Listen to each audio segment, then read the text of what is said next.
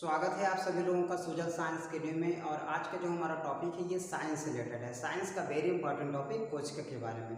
कोशिका का basic information हम आपको पिछली वीडियो में बता चुके हैं और आज की वीडियो में आपको बताएंगे कोशिका के अंगों के बारे में। तो चलिए शुरू करते हैं। कोशिका को इंग्लिश में क्या बोलते हैं? तो सेल बोलते हैं। ये हमारा जो शरीर है ये पूरा शरीर किससे मिलकर बना है? तो कोशिका से मिलकर बना है, वो भी असंख्य कोशिकाओं से मिलकर बना है। जैसे ये हमारा हाथ है तो हाथ किससे मिलकर बना है? तो कोशिका से मिलकर बना है। और इसी कोशिका के अंदर ढेर सारे अंग हैं जिनका अलग अलग काम है। कुछ अंग ऐसे हैं जो कोशिका को ऊर्जा प्रदान करते हैं, कुछ अंग हैं जो कि कोशिका को वृद्धि करते हैं, कुछ अंग हैं जो कोशिका की ग्रोथ को बढ़ाते हैं, कुछ अंग हैं जो कोशिका विभाजन करते हैं। तो हमारे इसी कोशिकाओं के अंदर ढेर सारे ऐसे अंग हैं जिनका अलग अलग काम है और अलग अलग तरह से करते हैं। इसी कोशिका के अंदर सभी अंग छिपे हुए हैं। तो कोशिका का पहला अंग आता है माइटोकांड्रिया। माइटोकांड्रिया जो होता है ये बहुत इंपॉर्टेंट होता है, कोशिका का सबसे इंपॉर्टेंट भाग है ये। तो माइटोकांड्रिया इसकी खोज किसने की थी? तो अल्टमैन ने किया था। एक वैज्ञानिक थे अल्टमैन, उन्होंने ही माइटोकांड्रिया की खोज की थी। अब इसका कार्य क्या होता है माइटोकांड्रिया का? तो इसका जो कार्य होता है शरीर को ऊर्जा प्रदान करना, यानी हमारी कोशिकाओं को ऊर्जा प्रदान करता है।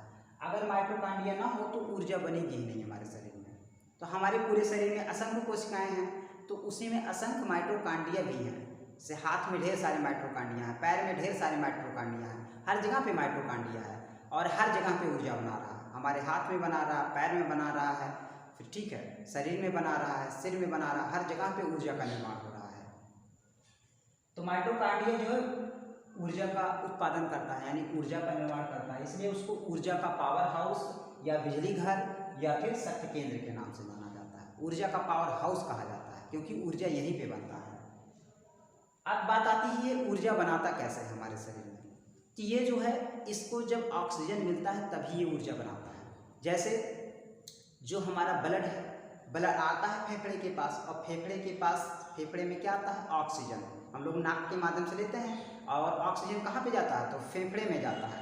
फेफड़े में ऑक्सीजन जाके भर जाता है, यहीं पे ब्लड आता है। हमारे शरीर से यहीं पे ब्लड आता है और फेफड़े में जाता है और ऑक्सीजन को ले लेता है और वही ब्लड ले जाके हमारी कोशिकाओं को बांट देता है। वहीं पे कौन होता है? तो आप माइटोकांड्रिया होता है। माइटोकांड्रिया ऑक्सीजन को पकड़ लेता है, उसके बाद ये ऊर्जा का निर्माण करना शुरू कर देता है। और जब ये ऊर्जा का निर्माण करता है तो ऑक्सीजन के माध्यम से तो एक चक्र चलाता है, ये क्रेब्स चक्र, यानी एक चक्र जब ये पूरा कर देता है माइटोकांड्रिया तो एक ऊर्जा बन जाती है हमारे शरीर में, यानी ऊर्जा का निर्माण हो जाता है। तो जैसे एक चक्र पूरा हुआ तो एक ऊर्जा बनी, दो चक्र पूरा हुआ दो ऊर्जा, ऐसे इसमें एक साइकिल चलाता है। ये देखा गया कि जो माइटोकांड्रिया है ये तो ऊर्जा तो बनाता है हमारे शरीर में, लेकिन कैसे बनाता है, किस विधि से? तो जब पता चला कि एक साइकिल चलती है, इसमें एक चक्र चलता है, उसी चक्र के दौरान हमारे शरीर में ऊर्जा का निर्माण होता है। इसकी खोज किसने की थी? तो क्रेब्स नाम के वैज्ञानिक ने, क्रेब्स, इसलिए इसको क्या बोलते हैं? क्रेब्स चक्र बोला जाता है। तो माइटोकांड्रिया श्वसन के दौरान हमारी कोशिकाओं में क्या चलाता है? तो क्रेब्स चक्र चलाता है। इसी के दौरान हमारे शरीर में ऊर्जा का निर्माण होता है। और जब ये 38 चक्कर लगा लेता है तो 38 ATP बराबर एक ग्लूकोज बन जाता है। अब ग्लूकोज ही ऊर्जा का स्रोत है, तो एक ग्लूकोज बनाने में इसको कितना चक्कर लगाना पड़ता है? 38 ATP बराबर एक ग्लूकोज, यानी ATP का फुल फॉर्म क्या होगा? एडिनो ट्राइफॉस्फेट, यानी 38 एडिनो ट्राइफॉस्फेट मिल जाते हैं तो एक ग्लूकोज बन जाता है। अब ग्लूकोज हमारे ब्लड में ग्लूकोज की मात्रा बराबर होनी चाहिए, ना तो कम होनी चाहिए ना तो ज़्यादा होनी चाहिए। अगर ज़्यादा हो गया तब भी प्रॉब्लम हो जाएगी और कम हो गया तब भी प्रॉब्लम हो जाएगी। कम हो जाएगा तो चक्कर आना शुरू हो जाएगा, शरीर सुस्त हो जाएगा, शरीर को ऊर्जा नहीं मिलेगी। तो शरीर को ऊर्जा प्रदान करता है माइटोकांड्रिया, जो बहुत इंपॉर्टेंट अंग है। और माइटोकांड्रिया की आंतरिक दीवार को क्या बोलते हैं? तो क्रिस्टी बोला जाता है। जो माइटोकांड्रिया होता है ना, इसको जो अंदर वाला जो अंदरूनी पार्ट होता है उसको क्रिस्टी के नाम से जाना जाता है। तो ये हुआ माइटोकांड्रिया के बारे में। तो एक बार हम लोग ऐसे रिवाइज कर लेते हैं माइटोकांड्रिया के बारे में। माइटोकांड्रिया की खोज किसने की थी? तो अल्टमैन ने। माइटोकांड्रिया का कार्य क्या है? तो शरीर में ऊर्जा का उत्पादन करना, इसलिए इसको ऊर्जा का पावर हाउस बोला जाता है, शक्ति केंद्र के नाम से जाना जाता है, बिजली घर के नाम से जाना जाता है। और ये श्वसन के दौरान क्या चलाता है? तो क्रेब्स चक्र चलाता है। और 38 ATP बराबर कितना? एक ग्लूकोज। 38 ATP बराबर एक ग्लूकोज ग्लूकोज बनता है।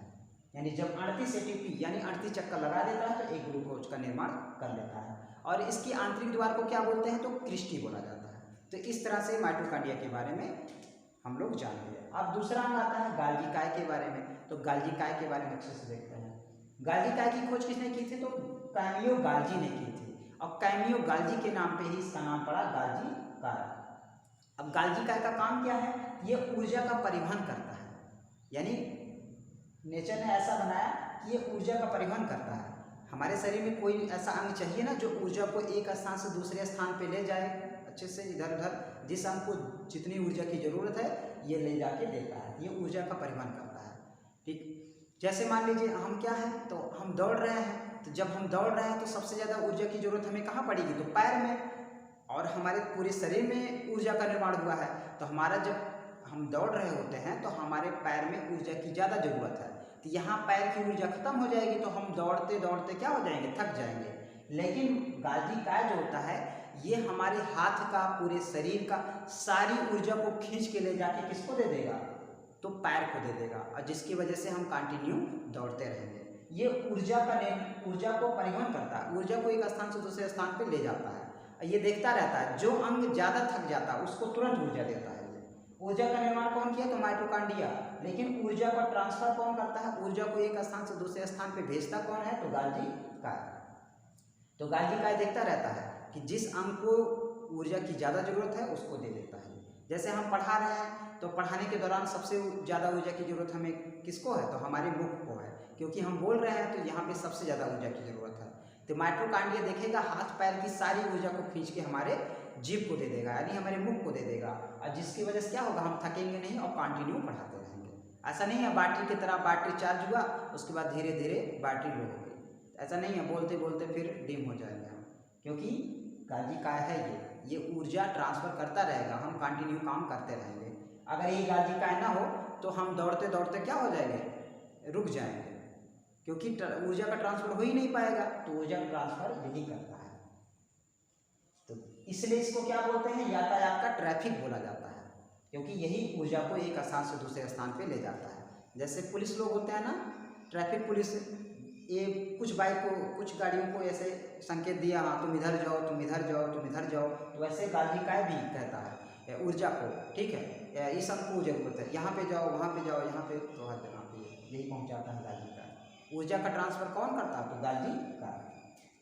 आप देखते हैं तीसरा अंग है कोशिका का रसधानी। इसको इंग्लिश में क्या बोलते हैं, तो वैक्यूल्स बोला जाता है, वैक्यूल्स। अब पानी का संचय कहाँ पे रहता है, तो रसधानी में रहता है। शरीर का 65% जो जल होता है वो कहाँ पे संचय रहता है, तो रसधानी में रहता है। रसधानी यानी जब हम पानी पीते हैं ना तो पानी हमारे पेट में जाता है, पेट में जाने के बाद तुरंत हमारी कोशिकाओं द्वारा उसको सोख लिया जाता है।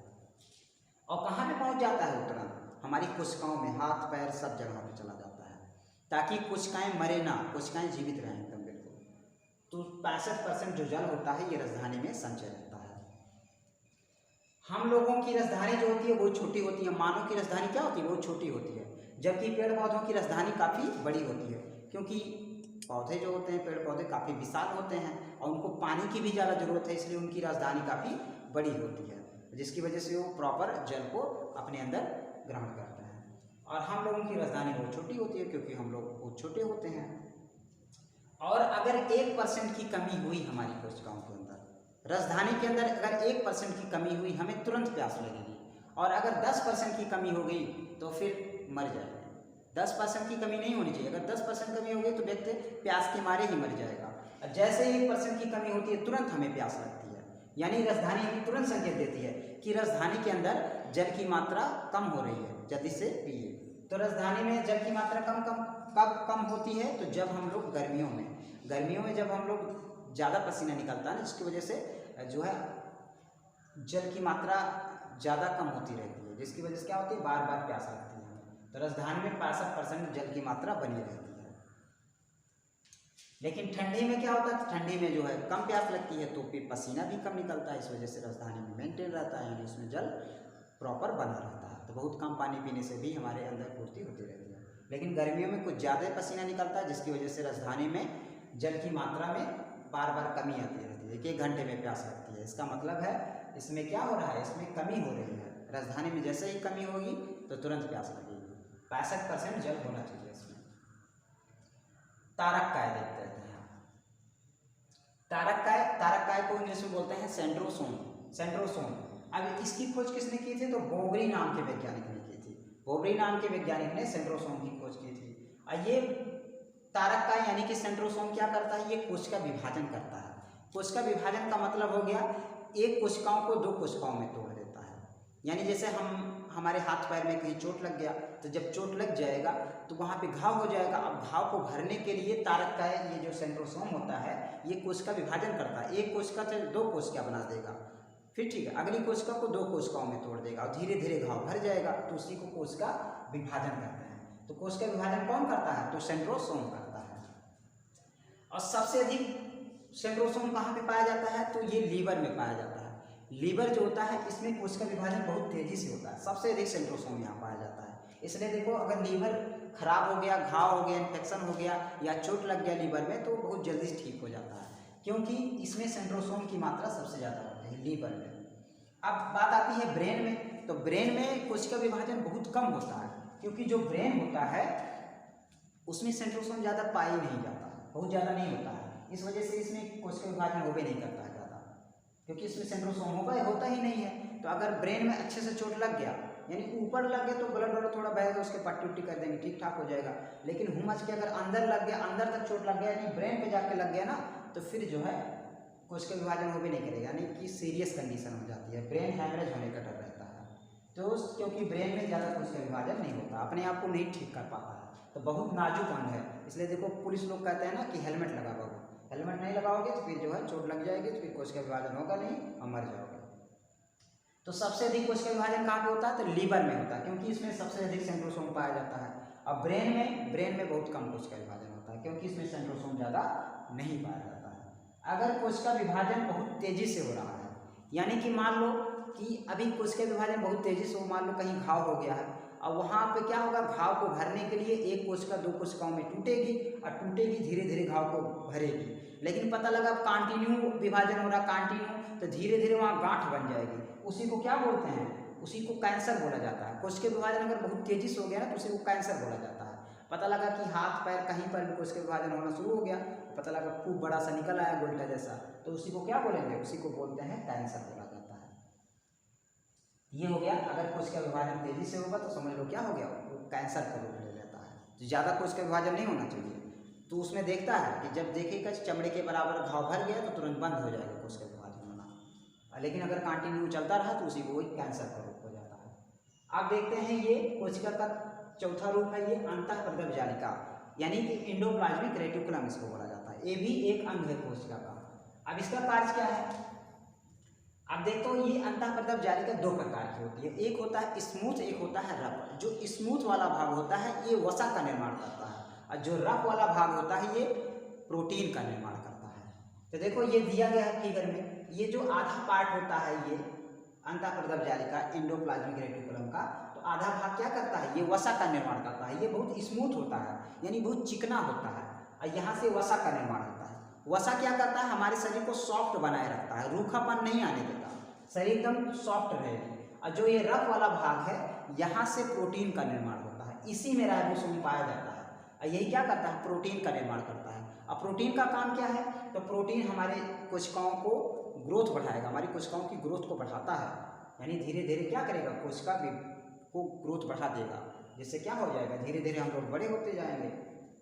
प्रोटीन क्या करता है? हमारे शरीर को यानी ग्रोथ को बढ़ाता है। ये प्रोटीन कौन बनाता है? तो राइबोसोम। और इसे आंतरिक कंकाल भी कहते हैं। अंतःप्रदप जालिका को आंतरिक कंकाल के नाम से भी जाना जाता है। जो हमारे जैसे ये हाथ है, तो हाथ को हम तेजी से दबाएंगे तो ये पचकेगा नहीं, क्योंकि इसमें क्या है? कोशिका में अंतःप्रदप जालिका है, एक जालीनुमा संरचना है, जिसकी वजह से हाथ में जो है पचकेगा। नहीं तो इसे दबा दें तेजी से, पता लगा पचक गया, फिर धीरे धीरे फूलेगा, तो ऐसा नहीं है। आप कितना दबाएंगे हाथ पैर को, लेकिन वहाँ पे पचकेगा नहीं। क्यों नहीं पचकेगा? क्योंकि वहाँ पे जालिका है, जालीनुमा संरचना है, जिसकी वजह से पचकता नहीं है, यानी कि पचकने नहीं देगा। जैसे ये छत है, तो छत में क्या लगा होता है? इसमें जाली लगी होती है नीचे, यानी तब उसके बाद ऊपर जो है लेंटर लगाया जाता है, तो वो क्या करता है? नीचे नहीं पचकने देता है। वैसे सेम हमारे कोशिकाओं के अंदर भी है। कोशिकाओं के अंदर है अंतःप्रदप जालिका, जालीनुमा संरचना है, जिसकी वजह से हम कहीं हाथ दबाएंगे तो पचकेगा नहीं, वो अपने आप ऐसे सही रहेगा। ये इसीलिए इसको आंतरिक कंकाल कहते हैं। अंतःप्रदप जालिका को आंतरिक कंकाल के नाम से जाना जाता है। अब ये अंतःप्रदप जालिका के बारे में हो गया। फिर राइबोसोम के बारे में देख लेते हैं। राइबोसोम जो होता है, इसका मेन काम है कोशिकाओं के अंदर प्रोटीन का निर्माण करना। और राइबोसोम कहाँ पे पाया जाता है? तो अंतःप्रदप जालिका में पाया जाता है। ये राइबोसोम क्या करता है? तो प्रोटीन का निर्माण करता है, इसलिए इसको प्रोटीन की फैक्ट्री कहा जाता है। प्रोटीन मेनली यही बनाता है, राइबोसोम। और राइबोसोम की मात्रा कम रहेगी तो हमारे शरीर के अंदर जो है प्रोटीन बनेगा ही नहीं, जिससे ग्रोथ नहीं बढ़ती है। ये भी एक रीजन है। बहुत से लोग देखो बौने रह जाते हैं ना, इसका मतलब उनके अंदर प्रोटीन का निर्माण अच्छे से हुआ नहीं, राइबोसोम कम था, जिसकी वजह से ग्रोथ बढ़ी नहीं। तो राइबोसोम का मेन काम क्या है? ये प्रोटीन का निर्माण करता है, इसलिए इसको प्रोटीन की फैक्ट्री कहते हैं।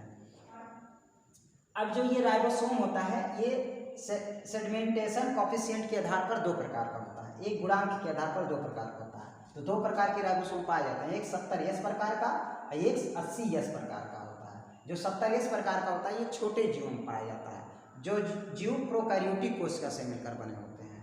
और 80S प्रकार का किसमें पाया जाता है? तो यूकैरियोटिक कोशिका में पाया जाता है। जो जैसे हम लोग यूकैरियोटिक कोशिका से मिलकर बने हैं, यानी बहुकोशिकीय जीव यूकैरियोटिक कोशिका से मिलकर बने हैं, और एक कोशिकीय जीव प्रोकैरियोटिक कोशिका से मिलकर बने हैं। तो हम लोग में सभी 80S प्रकार का पाया जाता है। हम लोगों में कैसा राइबोसोम पाया जाता है? 80S प्रकार का पाया जाता है। और छोटे जीवों में, एक कोशिकीय जीवों में 70S प्रकार का पाया जाता है। तो दो प्रकार का राइबोसोम होता है। तो ये हुआ कोशिकाओं के अंगों के बारे में। 2-3 अंग और बचे हैं, इसको हम आपको अगली वीडियो में बता देंगे। तो आज के लिए इतना ही, मिलते हैं नेक्स्ट वीडियो में। तब तक के लिए जय जवान जय किसान।